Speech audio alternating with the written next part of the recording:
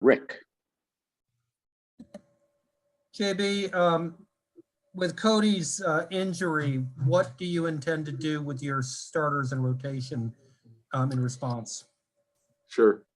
We'll start Biz tonight, and from there, we'll figure it out. We got bodies down the line, so could be a 9-man rotation tonight. We could play a little smaller tonight. They play small anyway, but we'll start Biz tonight at the 5. Is it, you made a good point a couple of games ago that you wanted to give those 10 players a real shot at seeing how that worked out. And you said you wanted to give them a sample before you made any decisions. I know injuries by definition might change that. Is it conceivable that you might go outside that 10 tonight in response to the situation? Go beyond the 10 tonight.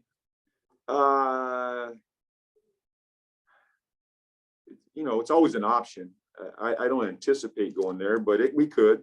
We got Caleb there that's available. We got bigs as well. We just got to see what the big situation looks like tonight. I know they're down a big as well. So could be a lot of small tonight, which could bring Caleb into the mix. But I think, there's enough there for us to play small with the 9. Thank you. Yep. Will? Kind of going off those lines, JB, I know that based on what they've gone through, it's difficult to gauge, but between Nick and Vernon, is there one of those two guys that's either closer or are either of them closer? Or are they both kind of just in that project stage? Yeah, they're both in that project stage. We haven't seen them much at this level. I liked them both in the G League, in the bubble.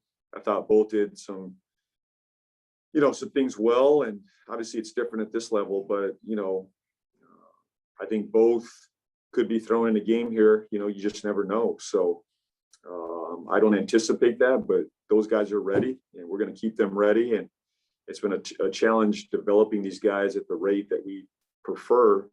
But both guys are capable of helping us at some level, so we'll just see. If we need them, we'll use them. Jacob?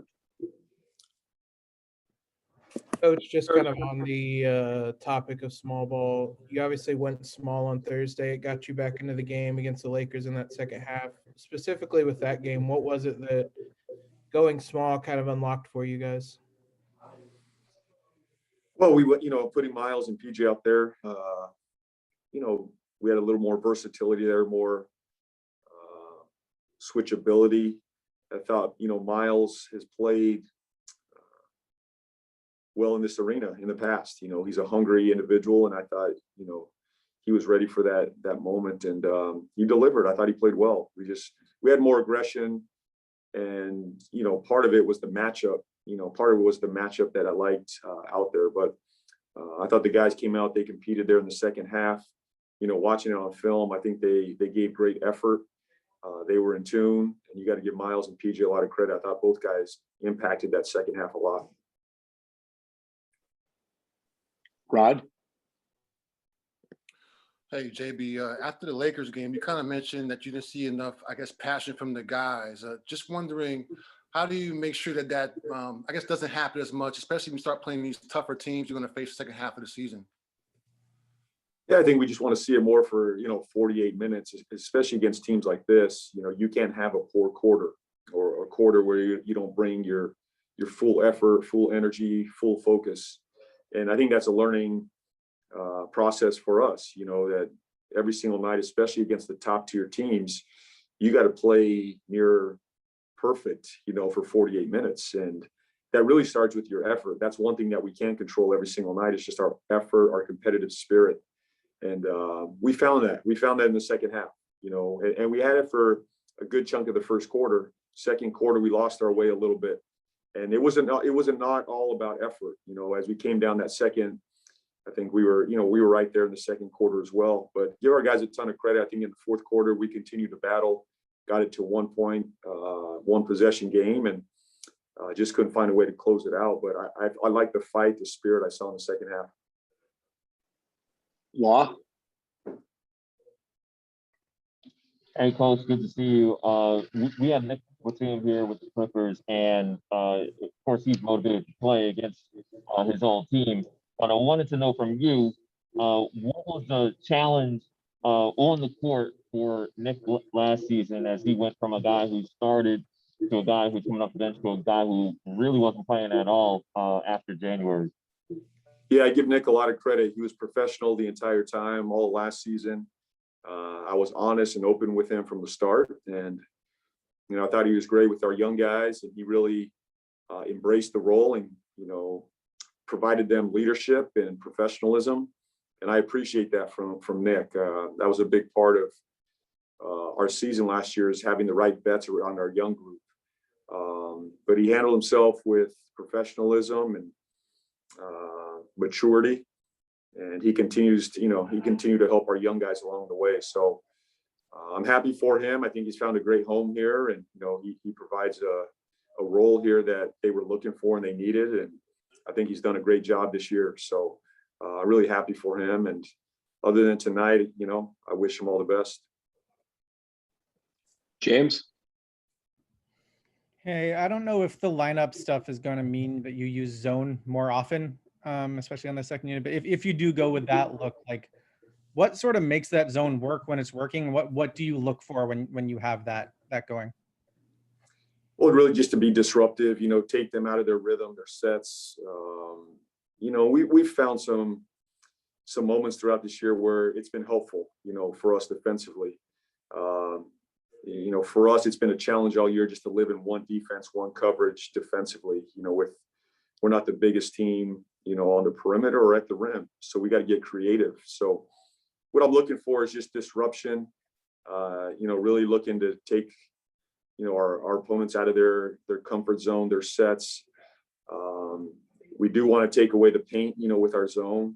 Sometimes it does, sometimes it doesn't. It does open up the 3-point line at times. But you got to sacrifice at times, to plug some holes. So it's been good for us in general. It's been good for us this season. Cameron? Hey, good afternoon, Coach. I'd like to ask you about LaMelo Ball. Throughout the season, what has surprised you about this kid? And then additionally, who would you compare him to of NBA players from the past, if any?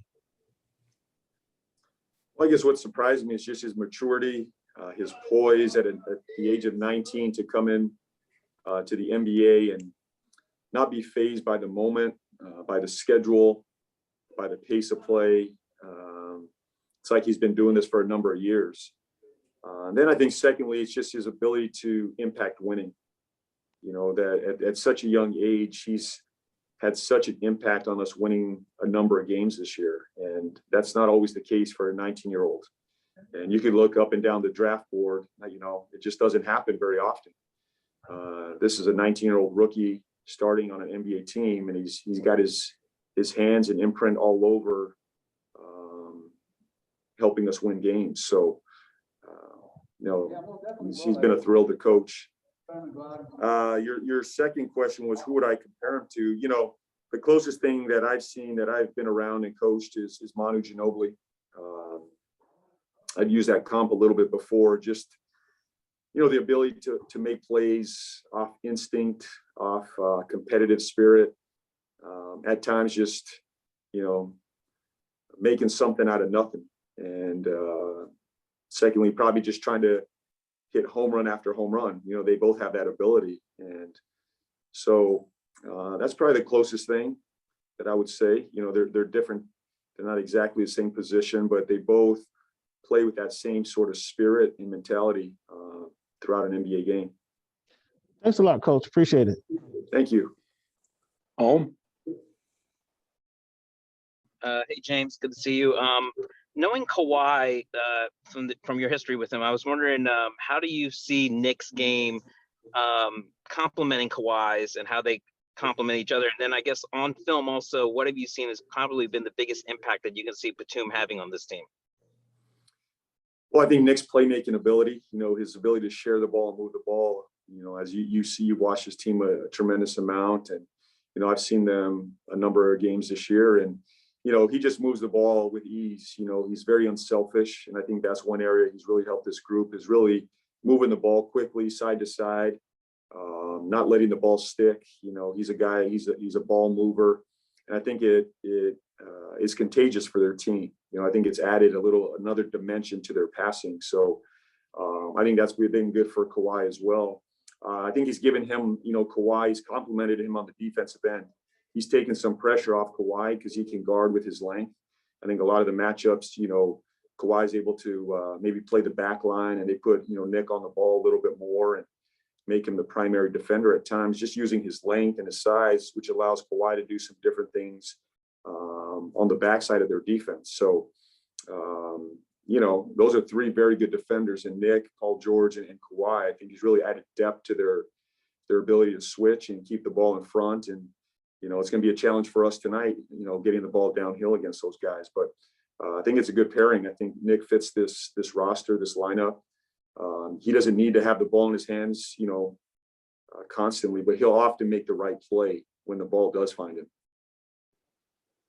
Richard. Richard Walker, Carolina Sports Hub. Coach Brego, you talked the other night about Gordon doing so many offensive things by distributing the ball, but not getting his shot much. Have you looked at ways to get him more involved with taking shots and being more aggressive, or is that kind of a game by game situation? Yeah, we want him to be more aggressive, and that falls on me. He's trying to do the right thing, make the right play. Obviously, these are some very good teams we're playing against. They're trying to take him out, and a lot of their schemes are built to limit his touches and his scoring ability. But look, I got to try to move him around and free him up to get some cleaner looks, and especially early, I think in the game it's going to be important to get him involved. But these guys are a challenge. They got three guys they could throw at Gordon that have length and high level defenders. So it's going to be a challenge for us tonight. But I like it. I love it, because I think this is forcing us to grow and adapt and figure out ways to improve offensively. So I love the challenge of that, and we've talked about it the last 24 hours, just how to move him around and maybe disguise some things to get him going. Last one will go to Tomer. Hey, Coach, Tamir Zarley, Clutch Points over in LA. I'm just curious, like, you were with Kawhi during two of his best years in 16 and 17 with the Spurs. And I'm curious, Pop has talked about how, when he came in, he was more of a defender and he slowly started scoring more. And now we were seeing him facilitate at a very high level. I'm curious, like, could you see that kind of rise coming, considering, he came in as a defender initially, not really a scorer, not really a playmaker?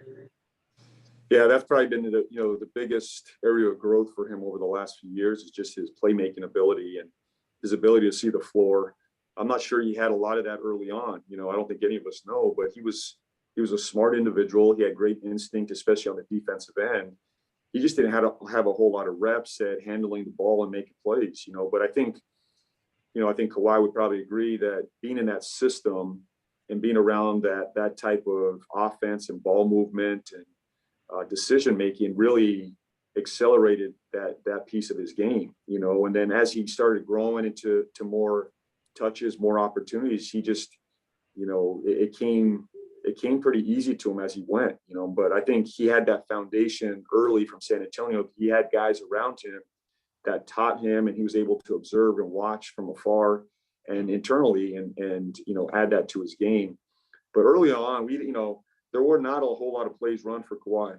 Kawhi just got his stuff off, the flow of the offense, or a driving kick or transition, offensive rebound.